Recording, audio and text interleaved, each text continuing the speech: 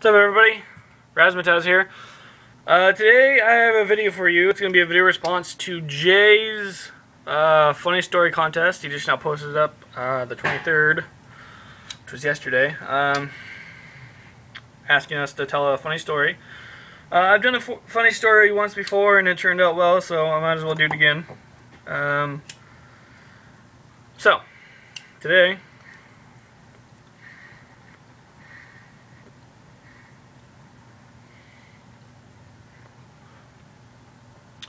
smoking the Hudson leather wrapped billiard, and in it I have some local tobacco in here. It's called Admiral Bob's. It's an aromatic, but can't find any in my tampers, so I have to use a nail here.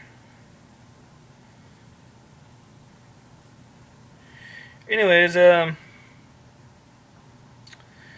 so this story goes all the way back to when I was 5 years old, I believe.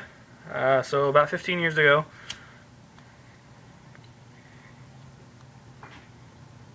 I decided when I was young that I'd play hide and go seek.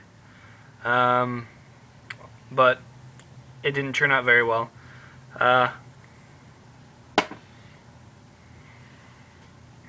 I don't know where I got the idea from. I was 5 years old, but I decided one day to hide from my parents. At the time, my parents were living with my grandparents, so it was my grandpa, my grandma, my mom, and my sister. So,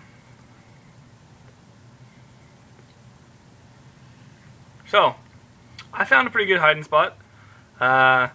Unfortunately, my parents didn't know that we were playing hide and go seek, so I was just hiding by myself.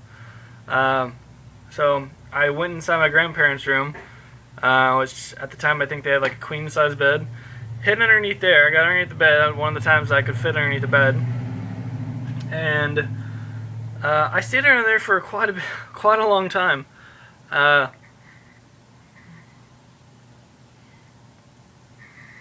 must have been under there for a couple hours, and I don't know how I stayed under there without having to go pee.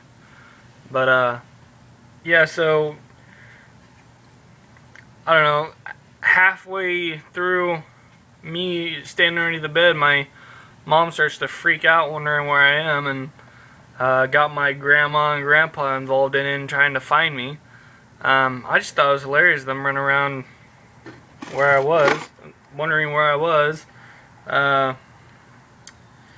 And the reason that they were freaking out so much was because at the time, where my grandma lived was in Natomas, still lives in Natomas, California. And right down the street there was a registered sex offender. And at the time I knew where the registered sex offender was. She's down the street inside of a house down there. And my parents knew, and my grandparents knew. So they were freaking out.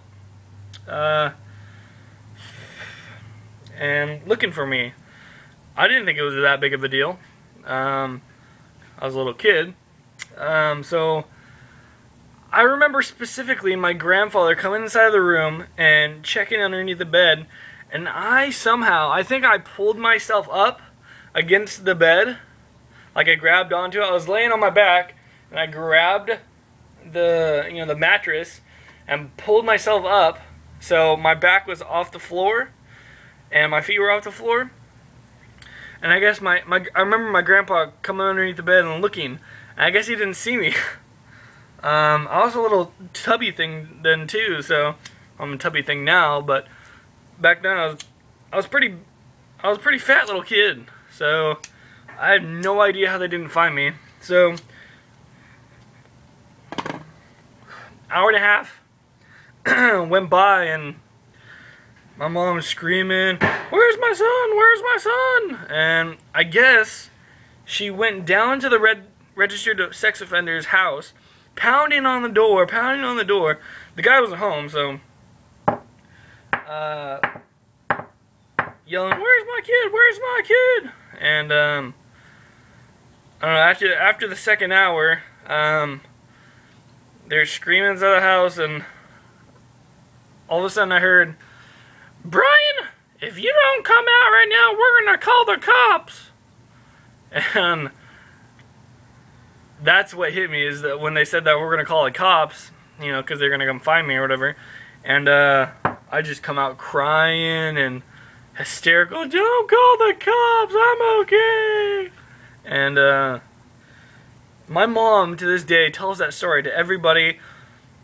Every time, all my past girlfriends have heard this story, and just anytime she wants to embarrass me, which she does all the time, she tells this story. And I was 5 years old, so I can't really say I remember too much, but I guess it was funny because she always gets a kick out of it when she thought I was a little shit back then. So I mean, now when I think about it, that would scare me too if I had a son or daughter that did that. But yeah, back then I was pretty proud of myself because I hid from my parents and they couldn't find me. Anyways, there's that story, and then there's a story where I'll tell two, just because they're equally funny and they were back when I was a kid. Or I'm still a kid, I guess, inside of your guys' old minds. Haha. Anyways, when I was, I don't know, 5 again probably, I loved my hair. Like, my hair was done every day. I gelled it every day. Even when I was a kid, I gelled my hair when I went to school, and to this day I'm conscientious about my hair. Right now it's a mess. I haven't had a haircut in a month. But whenever I get my hair all gelled up and stuff like that, it's like, don't touch it. Don't touch it. And when I was about 5, I thought it would be cool to get some scissors. And I fucked up my hair plus my sister's hair. My sister's 4 years older than me, and when I was 5, so that made her 9, and I messed up my hair really bad. Like I took it down to like right there, just spots, like just everywhere. And my sister's hair wasn't that bad. I mean, I just snipped off a little bit, but I mean, I took it down. I thought I was like, all right. So I don't remember the story too much up until this point. They said my hair was so messed up that they had to give me a haircut. They had to buzz it all off. So they took me over to my grandma's cousins, or my grandma's sisters, and her children were older than me. They're, I don't know, 20s, and they sat me down inside a chair and they gave me a haircut. And I didn't know what was happening when they were giving me a haircut, but they didn't tell me that they were gonna buzz it all off, and they took my hair off completely. And I love my hair, okay? So after it was all done, I ran into the bathroom, and you know, I thought it was just gonna be, you know, just a little chip there. But I ran to the bathroom, looked inside the mirror, and my jaw just, like, I remember looking inside the mirror, and it was like, I was devastated. My hair was gone. It was gone. And my mom was sitting on the couch inside the living room, and I ran in there crying. I was crying. I was saying, I love my hair. I loved my hair. And she tells that story to all my past girlfriends, and because I love my hair, and I was just crying and bawling because I didn't know that they were going to buzz it all off, and it sucked. Anyways, guys, I hope you enjoyed my stories, and Jay, I hope you are having a good day, and I'll see you later. Thanks, guys.